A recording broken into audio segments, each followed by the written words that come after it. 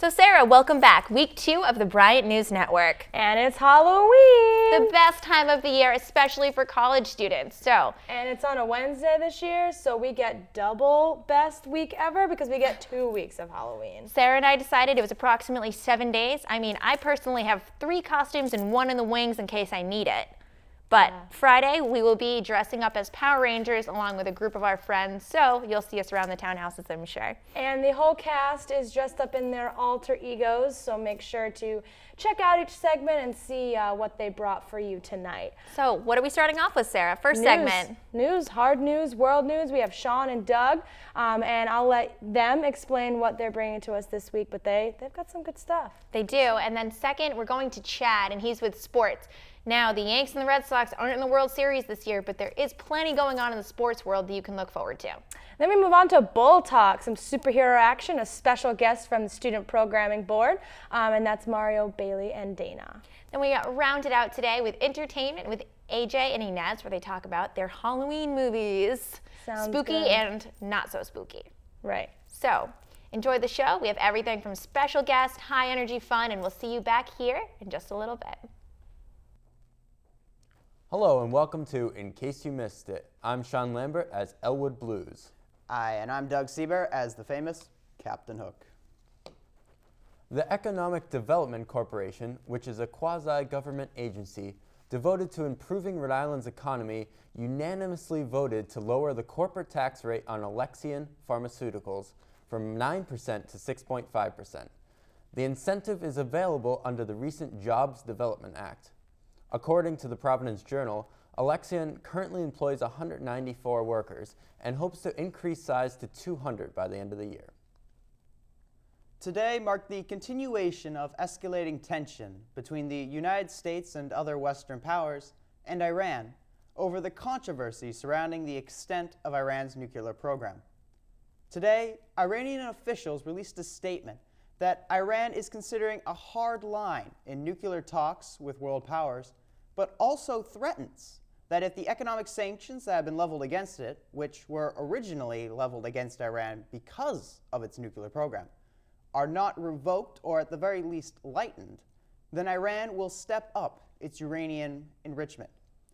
The tough line outlined by Iranian officials has not been fully made public, and it's still unclear whether it will be adopted as a negotiating position.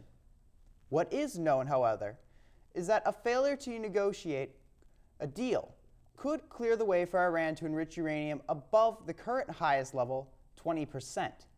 Iran's goal is to eventually reach 90% enrichment, which it claims is necessary in order to better develop the nation's nuclear power capabilities and to construct a number of nuclear-powered vessels, primarily oil tankers and submarines.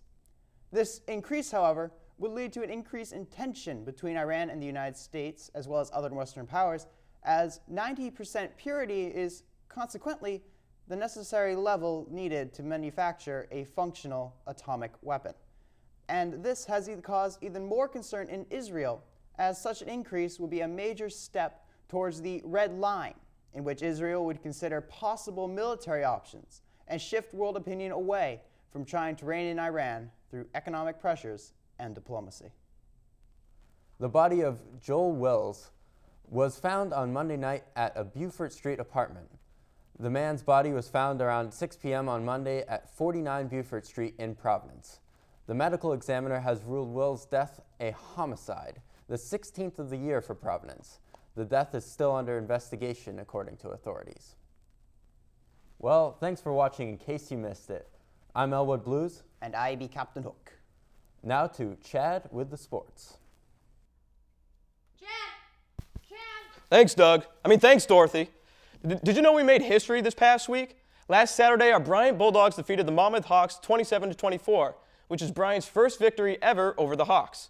Bryant is on a bye week, but will return to Bulldog Stadium on November 3rd against Sacred Heart. It is the seniors' last home game, so be sure to attend. Our men's soccer team picked up a huge 4-3 win over NEC opponent St. Francis. Sophomore Connor Norat had 2 goals, and freshman Teddy Spanos picked up the game winner with under 5 to play. In case you forgot, I almost did, but the Bulldogs just earned a second straight top 5 finish at the Adelphi University Intercollegiate Classic over the weekend for golf. Freshman Kyle Bushman shot a 69 on Saturday and a 73 on Sunday to tie for second. And he's only a freshman? That's absolutely crazy. Basketball is almost here, both NBA and college. Has anyone heard what UConn women's head coach Gino Auriemma said the other day? He believes that the rim should be lowered for women's basketball. Good idea? I can't see it happening. Sticking with college, how exciting has college football been? Not too many people expected Florida to be sitting at 2 right now, but Oregon and Kansas State are sitting closely at 3 and 4. But just look at the 4 top teams: Alabama, Florida, Kansas State, and Oregon. This is why I can't wait for 2014, which is when the 4-team playoff format will take place. A lot of people wanted to see an 8-team format, but I think 4 is a perfect start. If the playoff format were for this year and the regular season were to end now, just look at the semifinals. Alabama versus Oregon and Florida versus Kansas State. And that's just the semifinals. That's absolutely crazy. Now finally on to the World Series. There's no Red Sox and there's no Yankees, so why watch? I'll tell you why. The Detroit Tigers' Prince Fielder, who's in his first World Series, Triple Crown winner Miguel Cabrera, and all-star pitcher Justin Verlander are going to have to play lights out to defeat the Giants. The Giants are on an absolute roll coming against the St. Louis Cardinals when they were down 3-1. Pitchers Matt Cain, Tim Lincecum, and Madison Bumgarner, and even Barry Zito are going to have to pitch extremely well against the Tigers. Can they do it? You better believe it. I really want to see these 2 ball clubs battle it out in Game 7. Now over to Bull Talk. Boom. Hello, Bryant University, and welcome to this week's Halloween episode of Bull Talk. I'm Super Dana. I'm Super Mario. And I'm Super Bailey. And this week we have a special guest from the Spring Planning Board, Samantha Moore. Hi, guys. So, anyway, Halloween's coming up, and what are you all thinking of being this year? Well, I'm going to be a pirate because I absolutely love pirates. It's just one of those really weird things. I'm being Ghostface because, I love to scare people, and who isn't afraid of Ghostface? Well, I might be a little afraid to see you on Halloween. Staying away from Mario. I'm going to be a cowgirl because, I don't know, I think it'd be fun. Nice, classic. I'm going to be Little Red Riding Hood because I had a little bit of a last-minute problem, and a cape is all I could find. Nice. It works well. So for the Spring Planning Board, what are some of the events that are going to be happening? Well, this weekend we have what we like to call Fall Fest, and it's in honor of Halloween, so we have awesome Halloween events going on. On Friday, you can come by the Roto. We have crafts and cookies all day long from 10 to 2, so that's exciting. Friday night, we have things like pumpkin launching, so we're going to be launching pumpkins all throughout campus. Wow. Yeah, How are we launching them? With a slingshot. So we get to slingshot pumpkins across campus? Yeah, it's That's a really great Oh, that's gonna opportunity. be fun. We don't have it a lot. Not like a rocket launcher where you It's like kind of like a slingshot. So we have like little baby pumpkins that we're just gonna Name them at people? No, I'm just kidding. I'm just kidding. Oh no, it's Ghostface. Let's aim a pumpkin at him. Nice. What are you most excited for? Definitely Friday we have our own screening for t-shirts, so you can make your own t-shirt with a cute Halloween design on it. Yeah, it's awesome. That's going to be actually really nice. Actually, Bailey and I live in the same hall this year, and it just so happens it's Hall 13, which is like an unlucky number. So we're having a Haunted Hall 13 event on Friday night. Hopefully everyone comes by. Yeah. On the 4th floor, we're going to jump out and scare people. So we'll come give you by candy. Haunted Hall 13 for a scare and some fun. We'll give you candy too. Yeah, Since we will trick-or-treating. scare you. We've got lots of candy. Of course, it's going to work out, and hopefully you stop by too. Oh, I Yeah, definitely will. And we'll be slingshotting pumpkins too. Just not at our hall. Yeah, At Mario. Yeah, just at Mario though. watch Not out for anywhere me else. because I might jump out of nowhere. Arg. Well, that's all we have today for Bull Talk. I want to thank Sam very much for coming on the show with us. Thank you guys for having me. It was a pleasure. Over to Angie and Sarah. But first, smile spooky. Thanks, Bull Talk. Man, I wish I had a cape as cool as theirs. I know we can't poof in that of what we're doing today, but we have some pretty sweet ninja moves. Oh, that was my cue. So, favorite Halloween costumes. What are you looking forward to this time? Well, I think for a few nights, seeing the big group costumes, Those are the best fun. group costumes. Yeah. So And we obviously have the Power Rangers going on. I've heard Spice Girls. yeah. I've heard Ninja Mutant Turtles. So maybe there'll be a little smackdown. Maybe. in And the- actually, a girl in one of my classes told me today, I thought this was hilarious. Their sorority is doing toddlers in tiaras. So they're getting all dressed up and walking around with pacifiers all night. Oh boy. Come on, that is just, and what's great is I haven't seen it done yet. True, but what I have seen done and done well is the DPS officer outfit. It's true. It's true. Be aware because they can be very realistic. They can, and they'll tell you to pour out your cranberry juice and you'll be very upset about it. So make sure it's the real thing as you're walking around. I mean, me personally, you can catch me as Carly Rae Jepsen this weekend, so Fantastic, I wouldn't think any less. call me maybe. I will be sporting with my boyfriend Ken, a nice ensemble of Barbie and Ken. So I plan on painting on some abs for him. I mean, I can't, sorry Ken, maybe he doesn't have the perfect ones to be the Ken doll, so we're gonna draw them on for him. Well, regardless, we're gonna have a great weekend, and we'll be back next week with like a recap of the Halloween, and then we'll ask for your vote as well. What was your favorite Halloween costume too? So check us out online. We do look forward to hearing from you. Now we're gonna head to entertainment with AJ and Inez. Thank you, and welcome to Entertainment News. I'm AJ, the Supernatural fan, And I'm Ines, the Wicked Witch. and today we're going to be talking about all the scariest movies for your Halloween viewing experience. And Inez, which Halloween movies did you like? My favorite one by far was Halloween.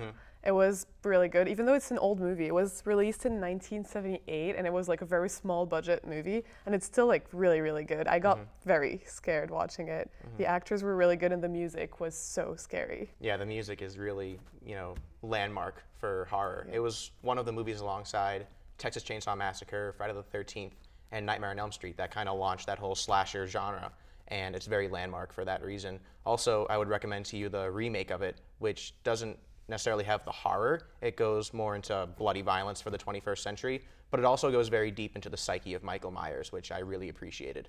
So I thought that was pretty cool.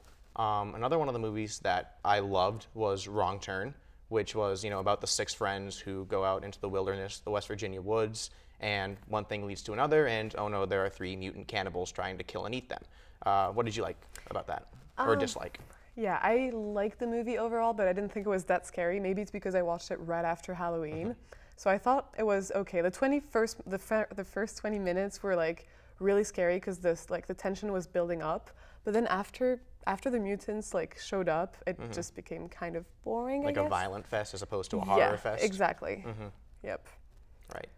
And did you like any other of the movies? Yeah, I also watched The Shining, and I thought that was a really, really good movie, especially because of Jack Nicholson. Jack Nicholson just was the main actor, and he was so good at portraying this psychopath killer. It was really, really good. Yeah, he's really well known for that role. And something I don't think you know is that there's a conspiracy theory about The Shining, and that every single time that Jack Nicholson's character talks to a ghost, he's looking in a mirror. Oh, really? So there's a conspiracy theory that his character, Jack Torrance, there's no ghost. It's all in his mind. And he goes insane due to the isolation, and that's what causes him to go crazy and attempt to kill his family. I didn't know that. Yeah, it's pretty interesting.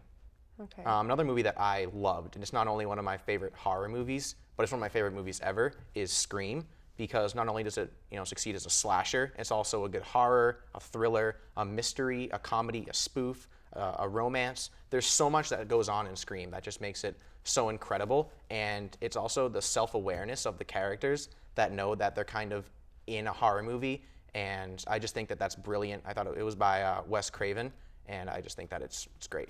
Yeah, it was really good. I like the fact that they gave general rules for horror movies, and that those rules actually applied to each horror movie I watched. I thought that was pretty sick. It's because Wes Craven, who directed it, also did Nightmare on Elm Street, that whole series, so he knows the whole inside and out, so he made that movie to have a little fun with it, and I thought it did really well. And I know you haven't seen it, but The Woman in Black, for me, was the scariest movie I've ever seen, right along the lines of The Shining, because it's about this relentless ghost. It's a haunted house, and it's conveyed so effectively scary. I stayed up 2.5 hours late than I normally would the night that I watched it with the lights on. If you really want to watch a scary movie this Halloween, that's the one that I would recommend to you. It also showed that Daniel Radcliffe, who was the main star, is so much more than just Harry Potter. He did really well. And I think we're out of time, and I think we got a lot of movies covered. But if we're going to hone in on one Halloween movie, we can both agree that it's going to be Halloween. Named for that purpose. Thanks a lot, guys. Happy Halloween. I'm AJ. And I'm Ines. Thanks so much, AJ and Inez. It's awesome to hear about those Halloween movies. I'm not a movie fan, but I do appreciate It's the Great Pumpkin, Charlie Brown.